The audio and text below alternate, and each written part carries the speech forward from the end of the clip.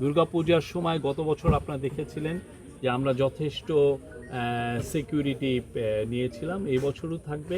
এবং আমরা এটা বাংলাদেশের খুবই বড় একটা ধর্মীয় ফেস্টিভ্যাল, এবং আমরা এই বিষয়ে আমরা কমিটেড যে এখানে কোনো ধরনের জন্য মানে এটাকে শান্তিপূর্ণভাবে উৎসবমুখর পরিবেশে যাতে দুর্গাপূজা পালিত হয়। এটা বাংলাদেশের সনাতন ধর্মী ভাই বোনদের জন্য এটা হচ্ছে বিগেস্ট ফেস্টিভ্যাল। হ্যাঁ, তাদের সবচাইতে ইম্পর্টেন্ট এটা ফেস্টিভ্যাল। এটা আমাদের পুরো গভর্নমেন্টের এটা পুরোপুরি সমস্ত তার